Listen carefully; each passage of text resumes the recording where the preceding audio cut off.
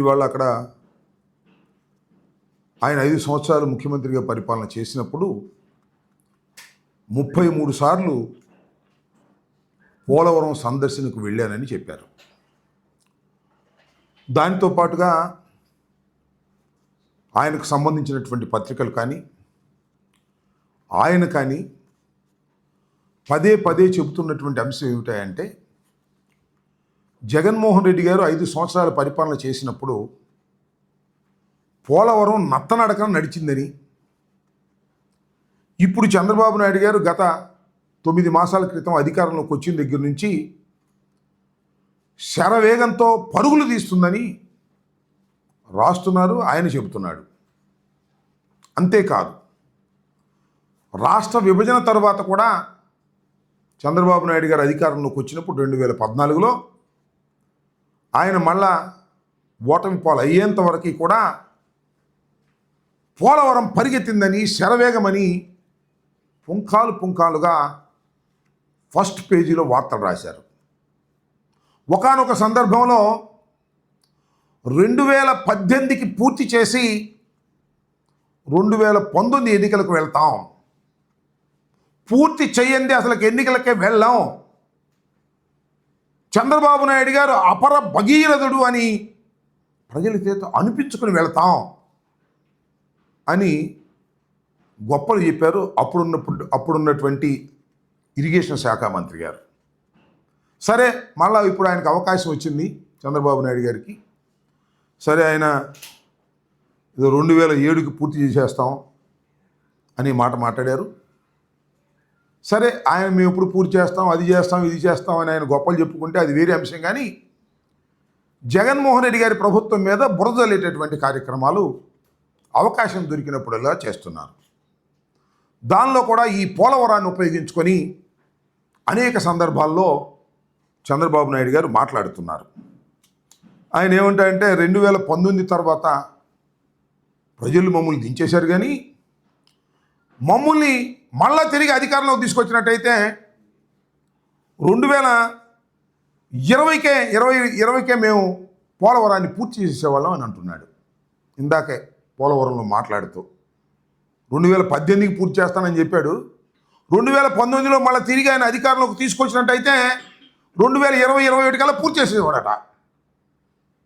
ఇప్పుడంతా కూడా జగన్మోహన్ రెడ్డి గారు 5 సంవత్సరాల పరిపాలనలో విధ్వంసం చేసేశారట, పోలవరాన్ని సర్వనాశనం చేసేశారట. అప్పుడప్పుడు అంటున్నాడు కదా, రాష్ట్రంలో కూడా 14 లక్షల కోట్ల రూపాయలు అప్పు చేసి రాష్ట్రాన్ని సర్వనాశనం చేశారు అని. చివరికి లెక్కలు చూస్తేనేమో 6,000 కోట్లు. పచ్చి అబద్ధాలు, పచ్చి అసత్యాలు చెప్పి జగన్మోహన్ రెడ్డి గారి మీద బురదలాలనేటువంటి కార్యక్రమాన్ని చేస్తున్నారు. అదే పద్ధతిని ఇవాళ చంద్రబాబు నాయుడు గారు పోలవరంలో కూడా అదే పద్ధతిని అనుసరిస్తూ ఉన్నారు. చంద్రబాబు నాయుడు గారు 4వసారి ప్రమాణ స్వీకారం చేసిన తర్వాత ఒకసారి వెళ్ళాడు, మళ్ళీ ఇప్పుడు వెళ్ళాడు. పచ్చి అబద్ధాలు చెప్పేటటువంటి కార్యక్రమం చేస్తున్నారు. నేను అనేక సందర్భాల్లో ఇంతకు ముందు కూడా ప్రశ్నించా చంద్రబాబు నాయుడు గారిని, ఇప్పుడు కూడా అదే మళ్ళా ప్రశ్నిస్తా. ఎందుకంటే మళ్ళా చంద్రబాబు నాయుడు గారు అవే మాటలు చెబుతున్నారు కాబట్టి. నేను ఒక్క విషయాన్ని గౌరవనీయులైనటువంటి చంద్రబాబు నాయుడు గారిని, రాష్ట్ర ముఖ్యమంత్రి గారిని, 4వసారి ముఖ్యమంత్రిగా ప్రమాణ స్వీకారం చేసినటువంటి అనుభవశాలి, ది టాలెస్ట్ పర్సనాలిటీ అని చెప్పుకుంటారు, చాలా పెద్ద మనిషి అని చెప్పుకుంటారు. ఆయన్ని నేను ఒక్క ప్రశ్న ఈ సందర్భంగా అడగదలుచుకున్నా. ఆయన ఏమంటారంటే, జగన్మోహన్ రెడ్డి గారంట 5 సంవత్సరాల అధికారంలో ఉన్నప్పుడు పోలవరం నిధులను రాష్ట్ర ప్రభుత్వానికి మరలించారట. ఈ మాట మాట్లాడుతున్నాడు. పెద్ద మనిషి, అబద్ధాల్లో చాలా పెద్ద మనిషి, నిజాల్లో నాకన్నా చిన్న మనిషి. ఎందుకు చెప్తున్నానంటే, పోలవరం ప్రాజెక్టుకు కేటాయించినటువంటి నిధులను జగన్మోహన్ రెడ్డి గారు డైవర్ట్ చేశారు అనేటువంటి మాట మాట్లాడుతున్నారు. అయ్యా చంద్రబాబు నాయుడు గారు, ఈ విషయాన్ని మీరు నిరూపిస్తే నీకు సెల్యూట్ చేస్తా. ఆ సెల్యూట్ కాదు, సాష్టాంగ ప్రమాణం చేసి నీకు దండం పెడతా. ఎందుకంటున్నానంటే, ఇంత ఘాటుగా అసలు చంద్రబాబు నాయుడు గారు ఈ ప్రాజెక్ట్ ఎందుకు తీసుకున్నాడండి నాకు అర్థం కాలేదు. ఈ ప్రాజెక్ట్ ఎవరు నిర్మించాలి? ప్లీజ్ ఆలోచించండి ఆంధ్ర రాష్ట్ర ప్రజానీకం. ఇది ఆంధ్ర రాష్ట్ర ప్రజల చిరకాల కోరిక. ఒక విధంగా చెప్పాలంటే స్వప్నం. రాజధాని స్వప్నం కాదు, అమరావతి స్వప్నం కాదు, కానీ పోలవరం ప్రాజెక్ట్ అనేది చిరకాల స్వప్నం. నేను అడుగుతా ఉన్న, రాష్ట్రం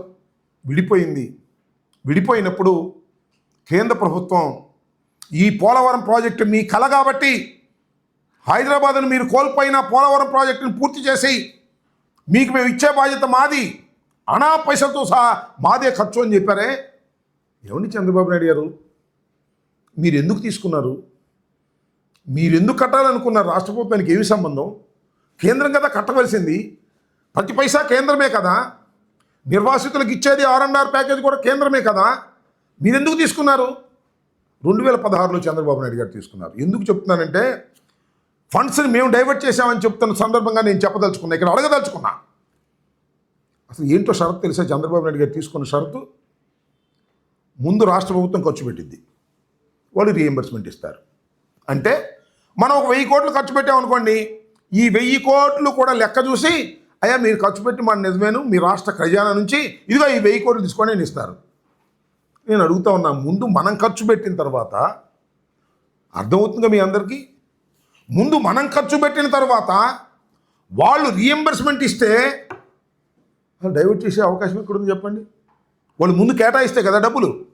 అయ్యా మీ పోలవరం ప్రాజెక్టు 50,000 కోట్లు అవుతుంది,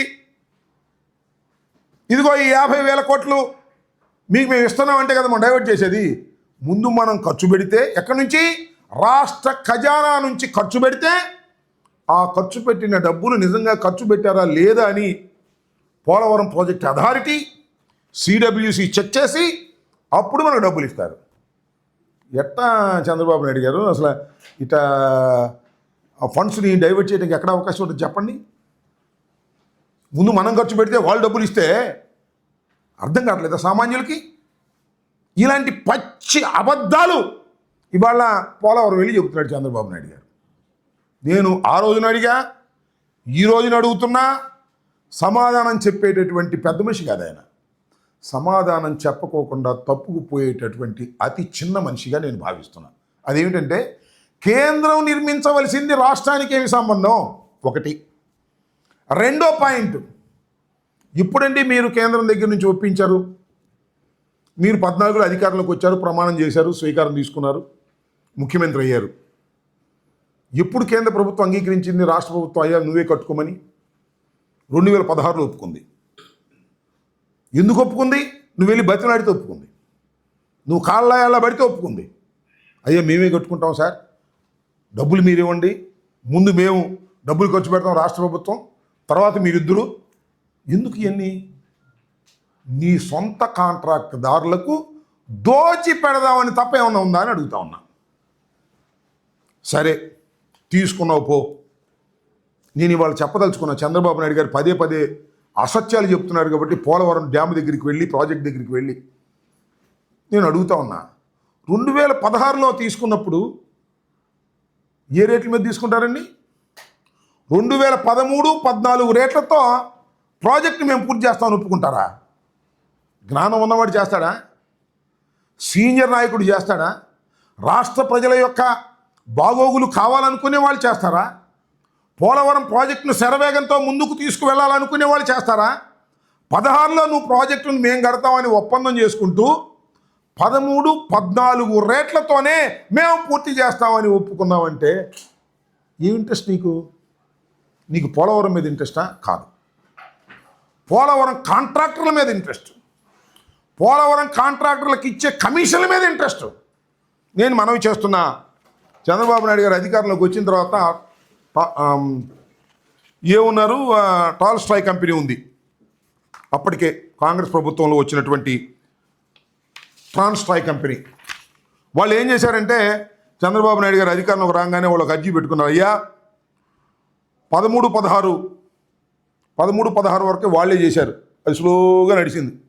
ఎందుకంటే విభజన వ్యవహారాలు ఇవన్నీ ఉన్నాయి కదా, రాష్ట్ర ప్రభుత్వం డబ్బులే, రాజశేఖర రెడ్డి గారు పెట్టినటువంటి కార్యక్రమాల వల్ల నడిచినాయి. అప్పుడు ఏం చేశారంటే వాళ్ళు మాకు ఈ రేట్లు కుదరలేదండి, మీరు 15-16 రేట్లు ఇవ్వండి అని అడిగారు. ఒక అప్లికేషన్ పెట్టుకున్నారు.